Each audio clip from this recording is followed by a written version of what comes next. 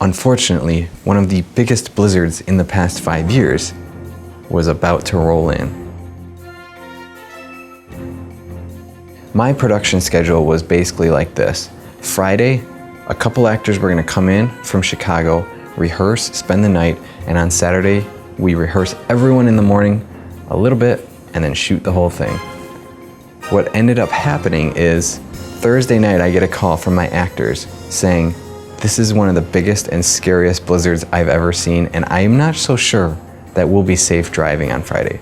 Could we leave tonight at like 7 p.m. and get to your house at like 3 in the morning and drive through the blizzard? This was Jordan Cantola talking about himself, Nathaniel, and Tori. And to which I said, yes, that is fine, beat the blizzard if you can. Now he starts texting me 5 minutes later saying, you know what, maybe we'll take the train and we'll just leave tomorrow morning. And then we'll get to Detroit around like 2 p.m. I'm like, okay, that's fair. You know, I'd rather you guys be safe and on a train than driving. And he even told me, I've been driving from Detroit to Chicago through a blizzard and we flat out didn't make it. We drove for 10, 12 hours and we had to just stop. We couldn't make the trip. We had to get a hotel.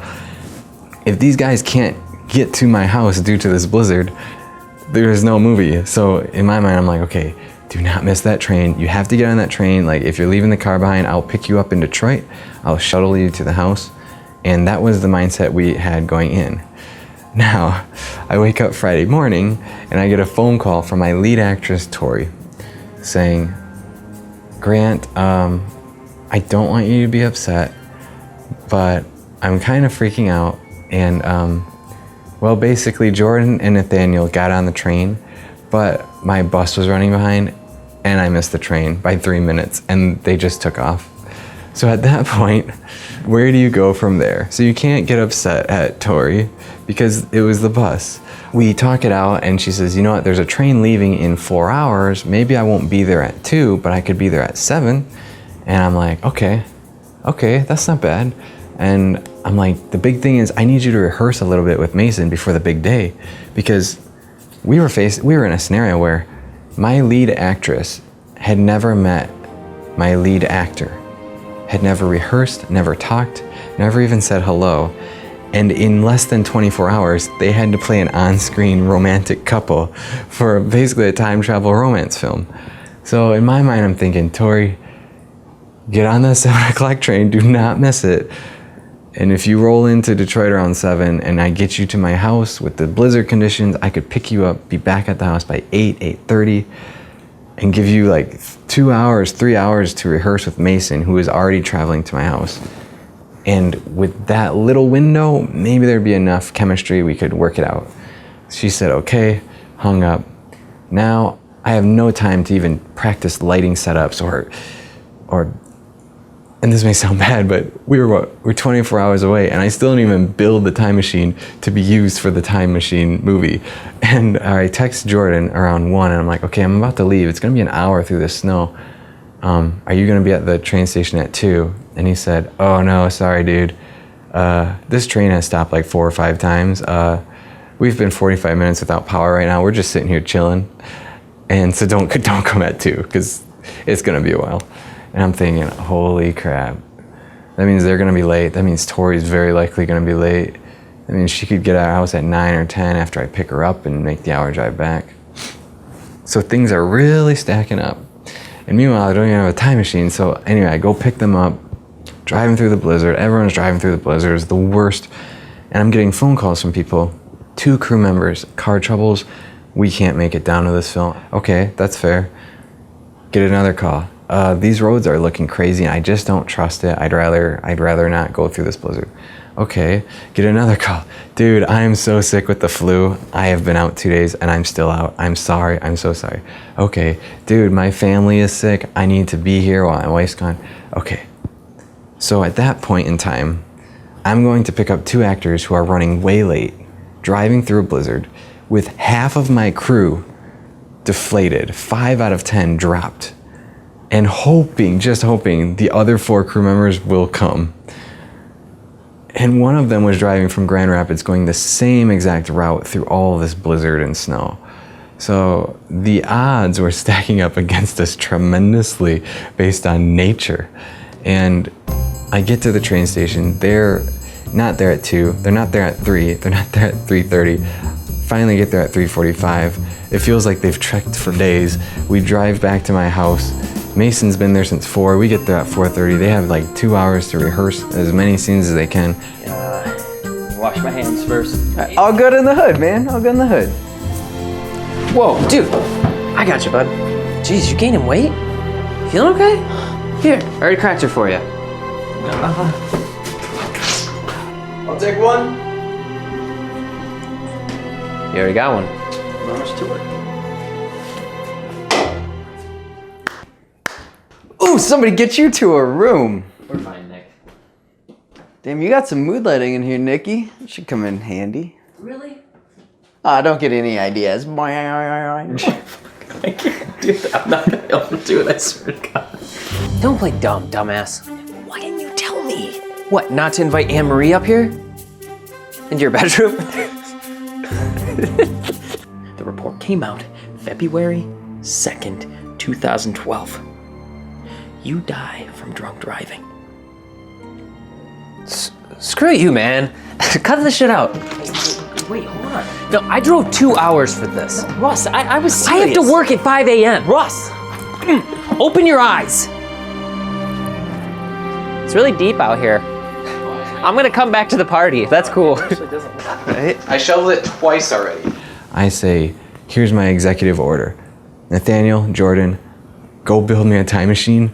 And here are all your parts, a bunch of wires and gadgets and shit, while I take Mason and pick up Tori at the train station because they gotta break the ice. And I'm thinking in my head, okay, their train was an hour and a half late. Tori's train's gonna be at least 15, 20 minutes late. We get in the car, 5 minutes into the drive, she's like, okay, I'm here. Where are you guys at? It's like, son of a bitch. So I had to tell her, Tori, I know you were late earlier, but I'm late now. We're gonna be there in 30 minutes. So everything's on delay. Finally, we get her. We bring her back to the house. Her and Mason have like instant chemistry. Her entire rehearsal is probably an hour and a half to get through like 10 scenes. It was just like, let's kind of talk it through. Any questions? How is it feeling? So now it's midnight, the day before filming. We're done rehearsing with Tori and Mason. We just took a bunch of quick selfie pictures on my phone, went on Walgreens.com, uploaded some photos, hit print. They said they'll be ready at 7:30 tomorrow morning. I said, great. And at this point, at 12:01, I come down and check out the time machine that I had subcontracted out to Jordan and Nathaniel to build. So we have the flux capacitor spinning both ways to have the opposite polarities culminating in a small Vector sphere. And here we have the whole thing that keeps it together. On, off. Yep. Are you sure you want to go with this Little Caesars thing, though?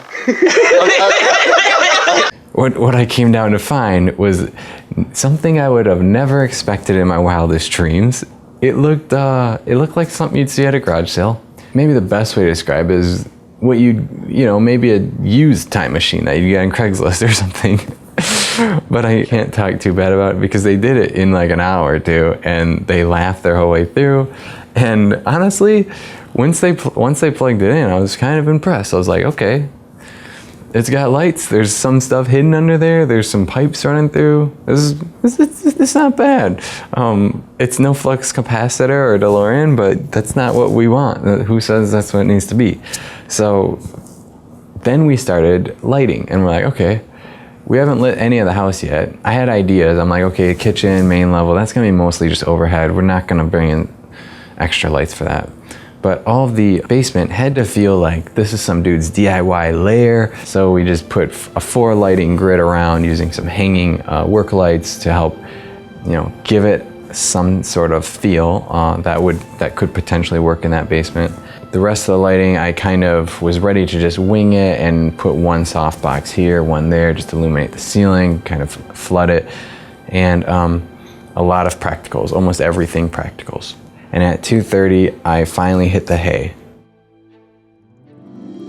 Boom, smash cut to 6:30. I'm waking up with 4 hours of sleep. That was one of the longest days of the year, and I was about to enter the, without a doubt, longest day of my 2018 year. And I knew I needed to be on the road by 7:15. So I quickly showered, grabbed some breakfast, ran out the door. Everyone else is still sleeping.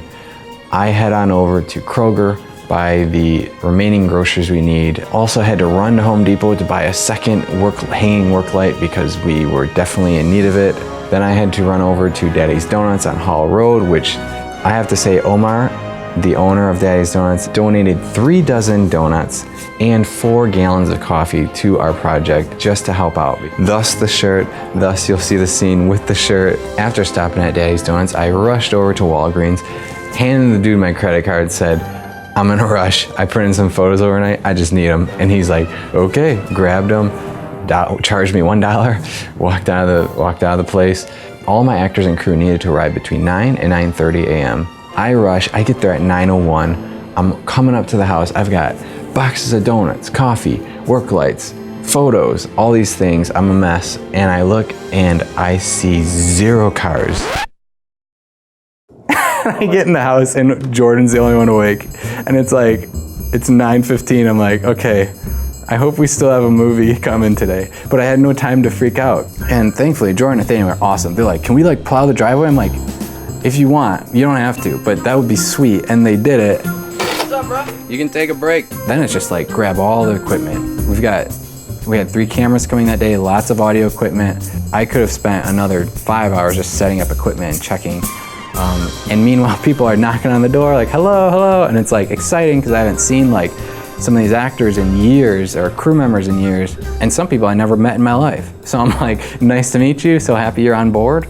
And before I knew it, we were knee deep in a crazy production and I was having so much fun. Hey, can we get everybody's attention, please? I just want to thank everybody for coming out. Understand this is going to be fluid. We're going to go through, we're going to figure things out as we go.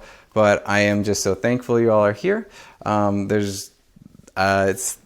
It's just the best. So crew, I know you're gonna kill it. Cast, I know you're gonna kill it. If you have not been mic'd up, you have to go see Ezra. We're gonna mic everybody up beforehand. For your own safety, this is a work in progress zone. Anything that's taped off with blue right there is not hot, so you won't get shocked. I think let's start walking through the very first scene with Steve and Mason.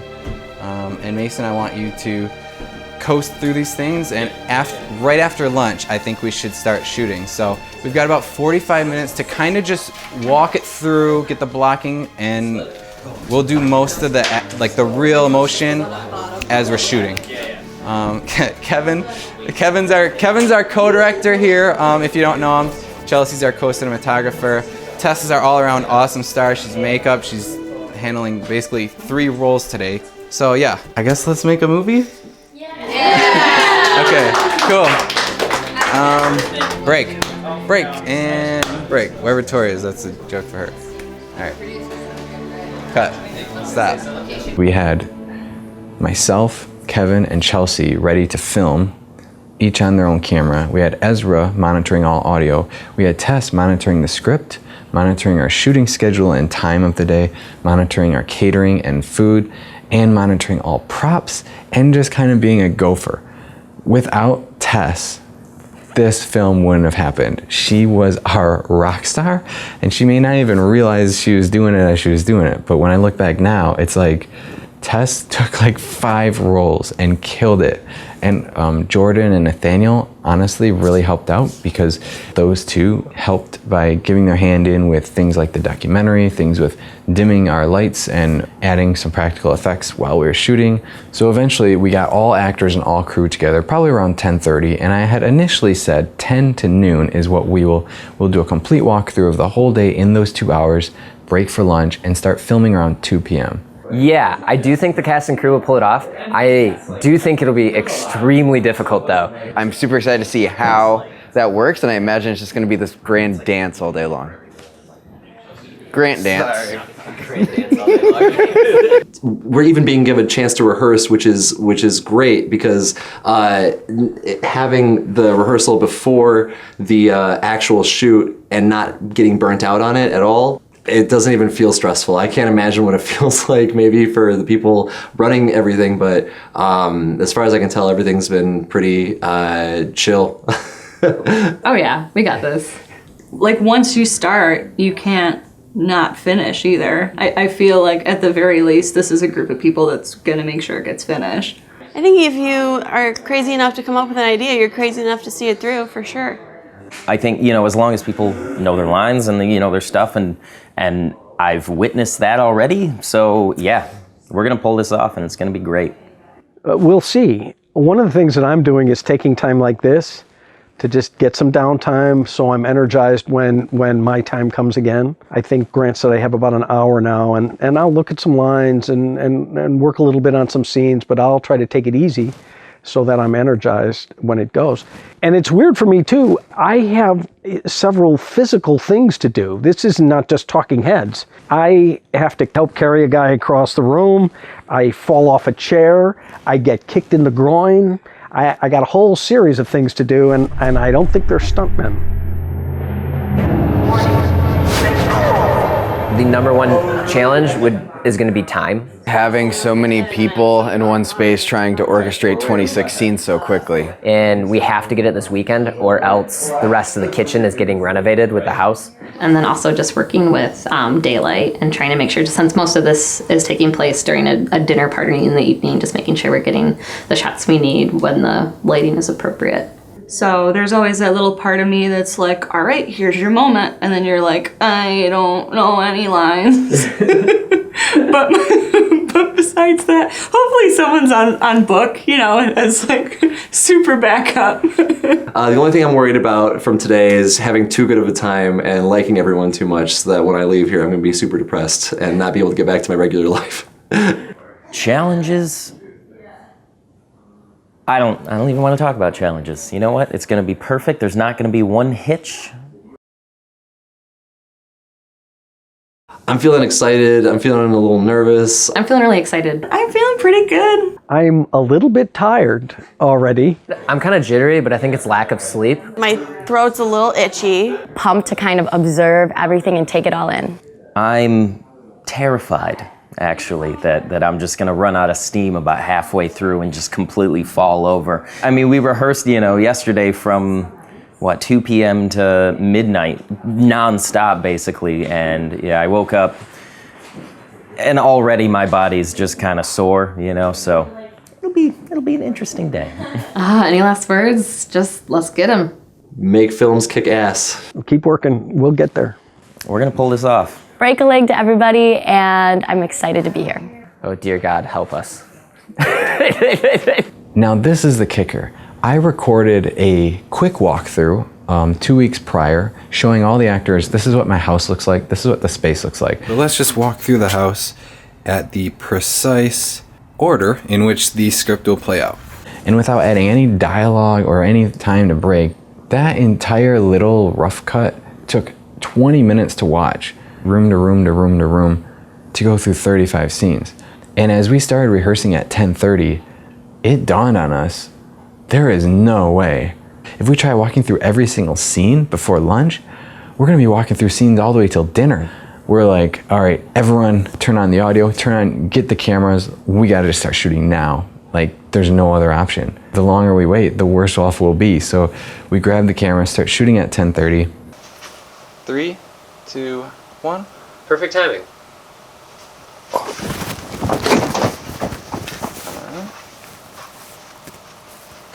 Hey, who's there? Coming on through, trip, catch, holds up. Good. And then, right after the blowout is bam. Breaker! There's a great moment for me if I can see his face, and it's the younger guy. Yes. Yeah, you're right. I kind of need that moment. Yeah. Because that's the recognition that we really did time travel. He looks just like him, but 7 years younger. The hell? Connection. All right. And by 11, we had about 3 scenes done. Now the interesting thing is, at 11 a.m., I told Tess, you've also got to be a runner and go grab our catering. All of our catering for the day was graciously donated by Crink's Catering. And for them to donate boxed lunches as well as a full dinner platter, it was unbelievable just how gracious they were and Interestingly, Tess needed to pick up the food at 11:30. It was about a 15-minute drive, but with the roads the way they were, I was like, Tess, I think you should leave at 11. At 11:15, she comes back in the house and says, my car's stuck in the snow right outside. Come forward first, and then we'll go all back at once. Let's see if she can go forward at all. We're close. We actually can push her out this way if we clear a little bit. I think we just push her forward. I don't think so. Reverse. Here, hop out, Tess. Unfortunately, I've got decent experience doing this crap. Alright, forward.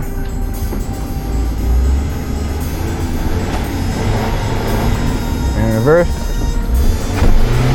Forward. Well, don't run anybody over. Okay, I'm gonna move my car so the lady can get out. Nope, you're good.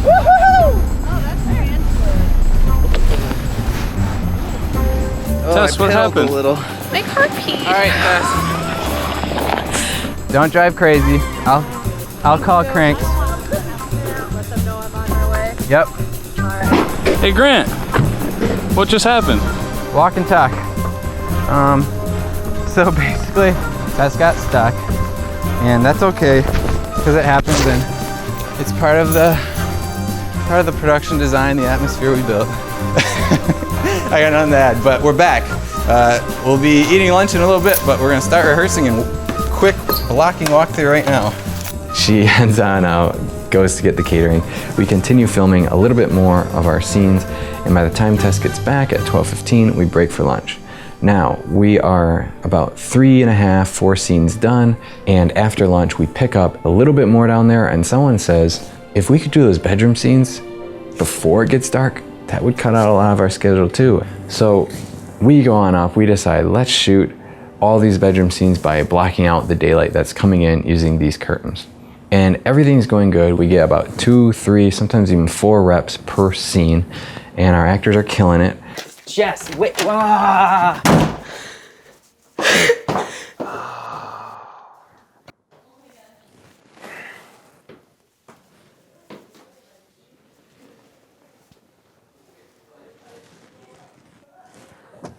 Cut. Oh my God. That door blew the other door open, and it happened naturally, and it literally revealed it. It was awesome. And us 3 on the cameras are getting used to working with each other. We're having fun, and we're like, well, if we go chronologically, the next one would be with Julie. We're like, well, when is Julie getting here? I don't know, she's at an event. I pull out my phone, and it said 30 seconds ago, you just received a text from Julie saying, I'm here. And I'm like, go get Julie. I walked in the house like, oh, I'm here. Usually, you wait around for a while, and Mason comes down the stairs and is like, hey, we need you. And I'm like, oh, okay. It was actually kind of nice, because I was like, yes, let's do this. It was like, that's how fast it had to be. Like, in 2 minutes, she was, no more chit chat, it was on.